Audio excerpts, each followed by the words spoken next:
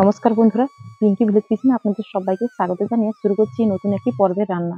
বন্ধুরা, আজকে যে রেসিপি আমি আপনাদের সঙ্গে শেয়ার করে নেব, সেই রেসিপিটি একদম কিন্তু সহজভাবে বানিয়ে আপনাদেরকে পরিবেশন করে দেখাবো। আজকে উনুন বা গ্যাস কোনো কিছু জ্বালানোর কোনো প্রয়োজন হবে না, এমনই একটি রেসিপি। হ্যাঁ বন্ধুরা, এই যে তাল নিয়ে বসে পড়েছি, এই তাল দিয়ে আজকে কিন্তু আপনাদেরকে তালের বরফি বানিয়ে দেখাবো। আর উনুন গ্যাস কোনো কিছু জ্বালানোর কোনো প্রয়োজন নেই। এই রেসিপিটি মাত্র 5 থেকে 10 মিনিটের মধ্যে বানানো হয়ে যায়, কিন্তু রেসিপিটি পুরোপুরিভাবে তৈরি করতে 25 মিনিট মতো টাইম লাগে। তাহলে বন্ধুরা, প্রথম থেকে শেষ পর্যন্ত পুরো রেসিপিটি দেখতে থাকুন। আশা করি আজকের রেসিপি আপনাদের ভীষণভাবে ভালো লাগবে। তাল থেকে কিন্তু তালের পাল্পটা আমি বের করে নিয়েছি। এবার রেসিপিটি শুরু করি। দেখুন, এখানে তালের পাল্প আমি এতটা বের করে নিয়েছি।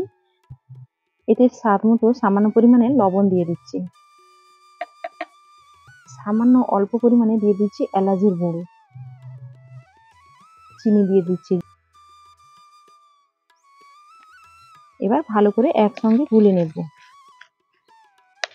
যাতে চিনির দানা আর লবণটা বেশ ভালোভাবে মিলিয়ে তালের সঙ্গে মিশে যায়।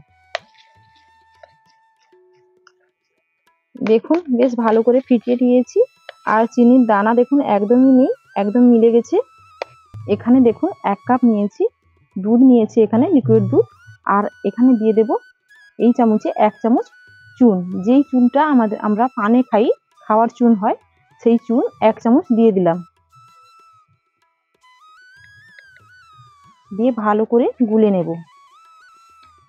এবার আমি তালের পাল্পটা একটা বড় পাত্রের মধ্যে ঢেলে নিচ্ছি।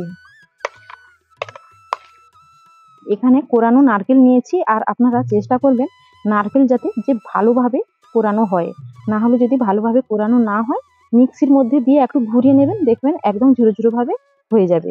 এখানে আমি নারকেল দিয়ে দিচ্ছি। এবার আমি এর মধ্যে দিয়ে দেব চুন মেশানো দুধ।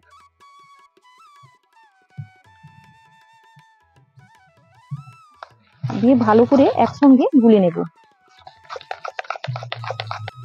দেখুন, ভালো করে গুলে নিয়েছি এভাবে। তো এটা আমার রেডি হয়ে গেছে। এখানে একটা স্টিলের থালা নিয়েছি, এরকম ছোট করে। আর স্টিলের থালাটা চেষ্টা করবেন খুব বেশি যাতে গভীর না হয়, এরকম একটু চাতরা টাইপের থালা নেবেন। আর এর মধ্যে এখন দিয়ে দেব সামান্য অল্প করে সাদা তেল। এবার ব্রাশ দিয়ে ভালো করে তেল ব্রাশটা আমি করে নেব।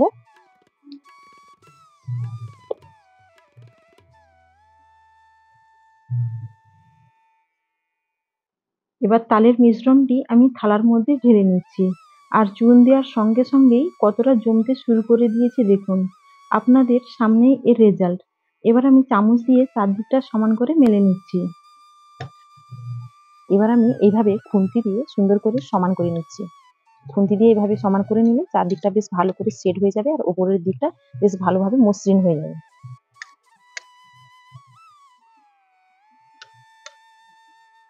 এবার এটা আপনারা 20 থেকে 25 মিনিটের মতো নর্মাল টেম্পারেচারেও রাখতে পারেন। আবার চাইলে আপনারা এটা ফ্রিজের মধ্যেও রেখে দিতে পারেন, তাতেও বেশ ভালো করে কিন্তু জমে যাবে। ওপর থেকে ছড়িয়ে দিচ্ছি কিছুটা কাজু বাদামের গুঁড়ো। এভাবে ওপর থেকে ছড়িয়ে দিলে দেখতেও ভালো লাগবে, খেতেও ভীষণ ভালো লাগবে।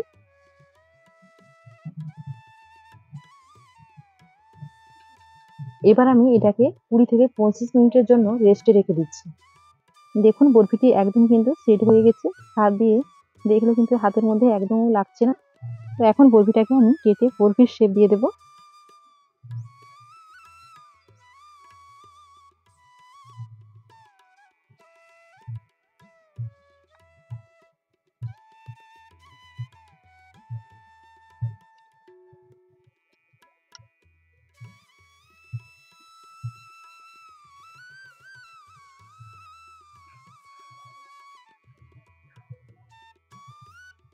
প্রত্যেকটি বরফি দেখুন কত ভালো হয়েছে, একদম সুন্দরভাবে কিন্তু সেট হয়ে গেছে। দেখতে বন্ধুরা দেখুন অসাধারণ লেগেছে। প্রত্যেকটি বরফি দেখুন একদম কিন্তু গোটা আছে, একটাও বরফি ভেঙে যায়নি। কতটা সুন্দরভাবে সেট হয়েছে আপনারা দেখেই কিন্তু বুঝতে পেরেছেন বন্ধুরা। উনুন না জ্বালিয়ে, গ্যাস না জ্বালিয়ে এত সুন্দর চুন দিয়ে তালের বরফি তৈরি করা যায়, কত সুন্দরভাবে কিন্তু তৈরি হয়ে গেছে। তো এখানে আমি বরফিগুলো প্লেটের মধ্যে সুন্দরভাবে সাজিয়ে নিচ্ছি।